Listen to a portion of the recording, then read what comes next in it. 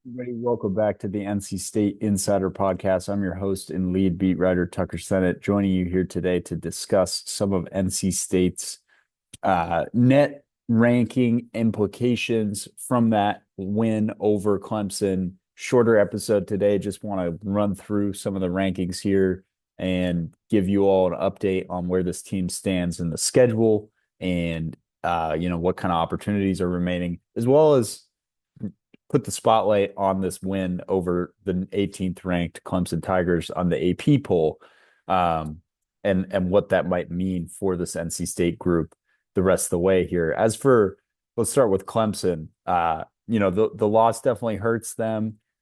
I don't know if they will for sure drop out of the top 25. We'll see what happens to some of these teams a little bit lower than them. I know Georgia got a nice road win at number 21.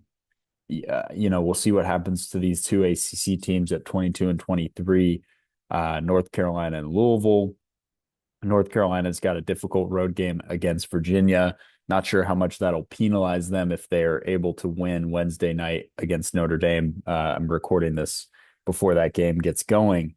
And then Louisville has some more opportunities here. They play Virginia Tech on Saturday and then back in action against number 5 Duke on Tuesday, but that would obviously be after those rankings come out.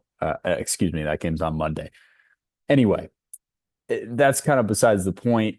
NC State's not cracking the top 25 anytime soon, I wouldn't imagine, with just one vote received last week. Although, a clean sweep this week, some teams falling out. Who knows? Maybe the committee views them more favorably than they view some of these other teams. That's besides the point. What really matters for this NC State team are the metric rankings and the various quadrant 1, quadrant 2 opportunities remaining for this team. The latest net rankings have NC State at number 28 in the overall net rankings. That's good for fourth in the ACC. Sorry, I wanted to get my accounting right there. Excuse me, that's fifth in the ACC, still trailing Duke, Virginia, Louisville, Clemson. Those are the 4 in front, and then North Carolina is right behind at number 30. Clemson clinging to the 27 spot in the net. Not sure how long that will last, given, what happened yesterday. And if NC State gets a win over another quad 2 opponent in Pittsburgh on Saturday, that could change as well. NC State's got a ton of opportunities to continue to build this resume up. They're now 1-5 in quad 1 opportunities. Tuesday's win is going to be a quad 1A, which is sort of an elite quadrant 1 victory. I saw a stat that put it in kind of the 10 best victories in terms of net rankings in the country this season. So really, really a massive win in terms of wiping away any residual kind of stench from that Georgia Tech quad 3 loss that could dip even further depending on what happens to Georgia Tech the rest of the way here. So a very important win, a very helpful win for this NC State team, and one that sets them up very well moving forward here in the ACC with 6 quadrant 1 opportunities remaining. As of now, those are against Wake Forest on the road. That could very well slip out of the top quadrant. A road quadrant 1 matchup against SMU. That one should be fairly safe. A road quadrant 1 matchup against Louisville. That should be fairly safe. A home matchup against Miami that's currently quad 2, but very well could push back up before they play that game in a few weeks here. Hosting North Carolina, that'll be a quad 1 game unless North Carolina goes completely in the tank here, which I don't have on my bingo card, but they're not playing their best basketball right now. I'll leave it at that. Then you have a quad 1 matchup at Virginia, a quad 2 matchup at Notre Dame, quad 1 against Duke at home, quad 2 against Stanford at home. So finish with a couple more tough games. Not sure how Stanford will be faring by that point in the season, but really a bunch of teams that are going to be vying for NCAA tournament spots down the stretch here, kind of avoiding the dregs of the ACC, mostly teams that are going to be in the mix in the conference standings wise. NC State did pick up a pretty important game in terms of ACC standings, should it come to it, because they would have a tiebreaker over Clemson with just the one matchup against the Tigers this season. Not sure if they'll be next to each other in the standings, but could make things testy down the line here. So we'll see. NC State sits at 4-2 in ACC play. That's good for fifth right now behind Duke, the only undefeated team left. Clemson, which just lost its first ACC game to NC State. Virginia, which has the one ACC loss, and Miami and NC State are tied for now. Another team that NC State could pick up a tiebreaker over, depending on how that game goes. Syracuse is right there. Bunch of teams with 3 losses in ACC play. We'll see what happens to them.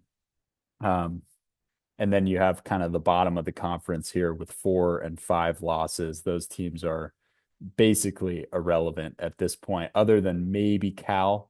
They're kind of an interesting one because, they did have that successful weekend here, getting that win over North Carolina at home.